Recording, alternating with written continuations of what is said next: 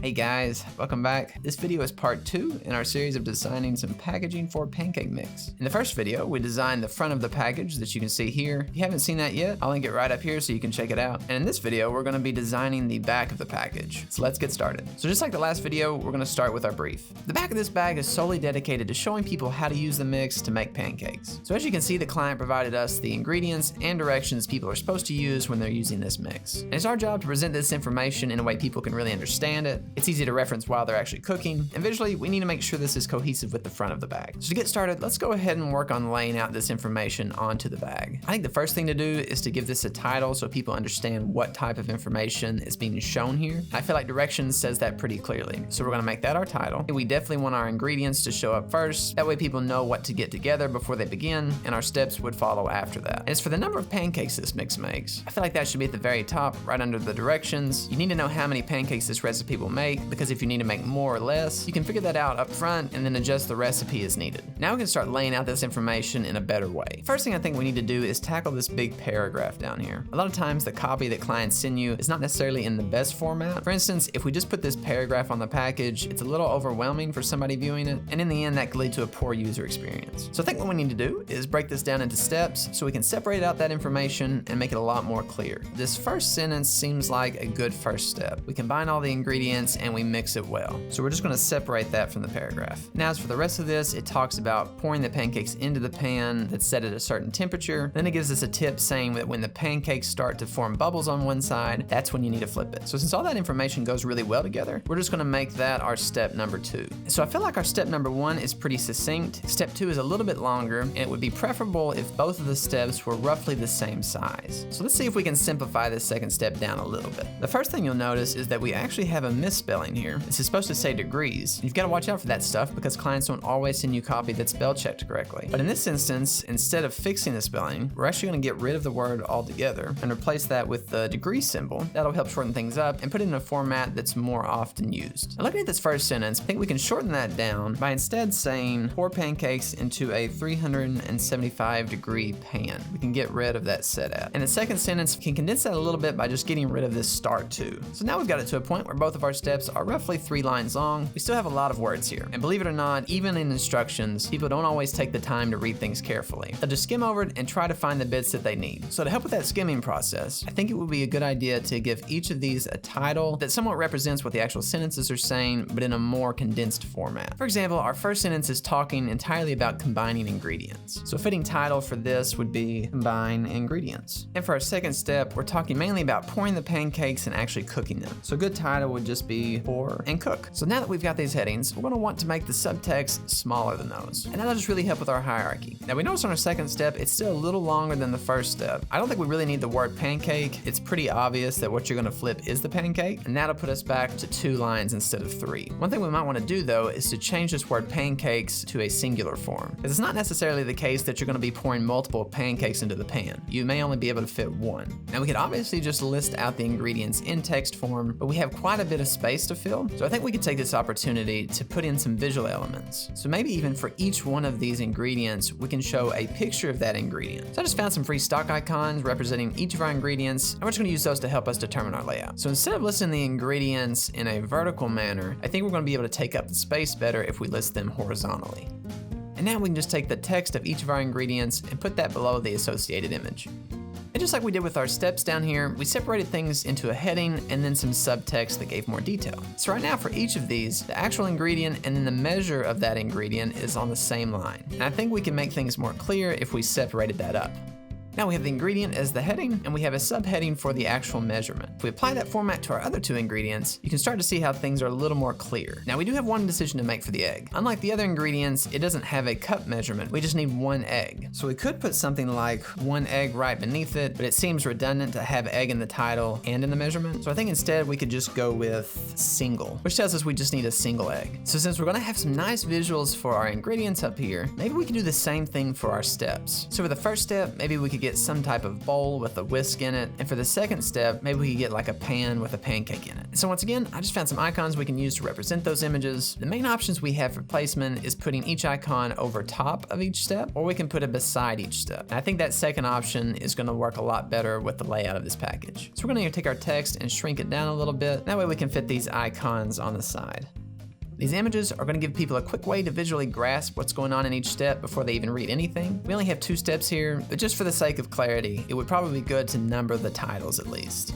And so that makes things clear as far as the order you're supposed to follow, and just the numbers being there can help people understand that these are actually steps and not some extra text that's not important. Now that we've got the layout done for the back of our package, we can go ahead and start working on some of the visual elements for it. First thing I think we need to decide on is what the background is going to be. So I think the 2 options we could go with would be either make this a solid color or to give this the same wood texture that we have on the front. And just personally, I think the wood is going to look more interesting and it's going to give us a lot better tie-in with the front of that package. So I just applied the same background we had on the front to the back of the package, and I'm sure you'll notice that all the text we have now is really hard to read. Obviously, we're going to need to make it wide. Certain parts are definitely easier to read now, but this tablecloth is giving us a lot of visual noise. I really just don't think we need it, and just something as simple as removing that cloth helps give the back its own personality and purpose separate from the front, while still making sure they both belong together. Now the text still isn't as legible as I'd like it to be, mainly because this wood is a little too light, and that texture just adds a lot of visual noise that mixes in with these letters and makes them hard to read. So the 2 things I think we need to do are darken the background a little bit and then reduce that texture. And an easy way to do both of those things at the same time is to add a solid layer of a darker brown and then just reduce that opacity. Our text is a lot easier to read now, and just like we did in the front of the package, we're going to use the same fonts they used in the original branding. See, we want to make our title the bolder font. And as for the subtitle, we can use that more serif font. And I think we can just follow the same pattern for the list of ingredients as well. And you might have guessed it, but we're going to do the exact same thing with the steps. The next step I think we can tackle is to replace these icons with some actual images. Now these icons make it look like these ingredients are going to be shown from the side view, but since on the front of the package this wood is acting kind of like a table and we're looking down from a top view, I think we need to repeat that on the back. So that means all of our images need to be from a top view as well. So the first image I'm going to try to find is something to represent our mix. Sometimes you get lucky and find something without searching too long, and I actually really like this image here. It's got a nice wooden bowl that matches the rustic vibe we're going for. It's directly from the top view and it's on a white background that should be easy to get rid of. So here's our image. I'm just going to convert that to a smart object and remove the background. And with an image like this, when you want an almost perfect circle for your mask, a lot of times it's easier to mask the object out rather than mask the background out. You can make a brush that's roughly the same size of the object and then just paint it away. Then when you invert the mask, you're left with that object perfectly cut out. And most likely our actual pancake mix is going to be a little darker than this pure white, so we're going to add some brown tones to that. I'm just going to do that by adding a solid tan layer over top of our object, changing the blend mode to linear burn, and just decrease that intensity a bit. Now we don't really want this color adjustment to apply to the bowl, we just want it to apply to the powder, so I'm going to mask out the bowl from that new layer. And we can place this bowl onto our package.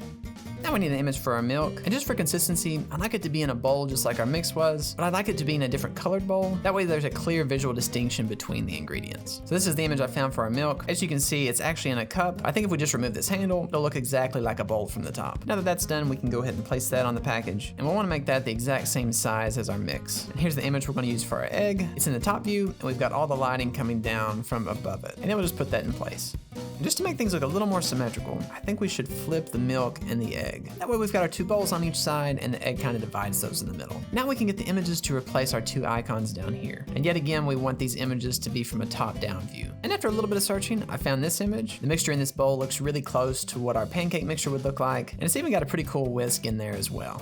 And for the pan with a pancake in it, we're just going to recycle the assets we used on the front. So I just grabbed the pan that we had used originally and then one of the pancakes as well, and we can just drop that in place. And we definitely want both of these to be able to fit entirely on the package, so that means we need to scoot them over and likely make our text a little bit smaller. And now for the fun part, we can start adding some light and shadow into these objects and make them look like they're actually on the table. Starting with the flower, we'll just add a drop shadow. We want it to be a fairly long shadow and pretty soft as well. And we'll do the same thing to the egg and the milk. Now one thing we can do is to put the text underneath the shadow layer of these objects. And I think that'll just help integrate the text more into the scene. And with that in there, we may want to move our text down just a little bit. And I think I'm going to shrink these objects down just to give them a little more space in between. Now we can add some shadows for our other objects down here. They're going to be smaller and not as soft. We're going to give this pancake a shadow as well, just so it looks like it's resting on that pan. I don't really want any light around the bottom of this egg because all the light's coming from the top. So I'm just going to darken that area up. And you can see what a big difference that made. It looks like the light is actually coming from the right direction now. As for our mix, I'm just going to paint a little shadow on this bottom side. And then the same thing with our milk bowl. And of course, we're going to add a little bit of shading to each of these objects as well. So things are looking pretty good right now, but I think we need some better separation between our different areas here. Now let's start with the title. We want it to be the first thing people notice so they can understand the context for the rest of the information. I think maybe a good way to do that would be to make this top part a different color than the rest of this. And since our main colors are brown and white, we could just fill in the top of this white. And then of course we can make our text see-through by changing the text to black, grouping our white background and text together, and then setting that to the screen blend mode. And just like we did on the front, we can make this white background kind of look like it was painted on the table. And we can do that with the blend if options I went over in the first video. That's looking pretty good, but I think we can push it just a little bit further. So instead of just using this flat line as a separator, maybe we can mirror the look of this logo a little bit. So what I'm gonna do is just make a copy of this logo and get rid of the text. And now we're gonna replace that plain flat line background with this. We can just stretch that out and put it in place. I'm gonna turn down the grunge effect a little bit, then we can move our text up just slightly. Now in my opinion, that looks a lot more interesting and it helps us echo some of these other elements we've used before. And I actually think we could use something similar to help separate the ingredient list from the actual steps. So I'm just gonna duplicate that shape again. We'll drag it down to the bottom and stretch it out just so we have that top line showing. And now we don't really want this to be white because we already have a giant white section up here. So instead of that, maybe we can make it a darker brown. And setting that to a multiply blend mode and then turning the opacity down, we can get a little more darkness in there to act as a separator, but not something so dark that it overpowers anything. I think we need to readjust our elements a little bit to better fit within our new containers. So I fixed that, and to me the top looks a little overpowering, so I think I'm just going to decrease its opacity some. And just like we did on the front of the package, we can add some lighting to this wood. And I'm just going to paint that in with a big soft brush. We can add some darkness down here as well. And now to help our top text be a little more legible, we're just gonna add a transparent dark brown version of that text over top of this. And that pretty much wraps it up. Just like in the last video, we're gonna make a duplicate of everything we have here, convert it to a smart object, and then apply a camera raw filter to it. I went through these settings in the previous video, so check that out if you want a deeper look at them. But for right now, I'm just gonna tweak this until I think it looks good.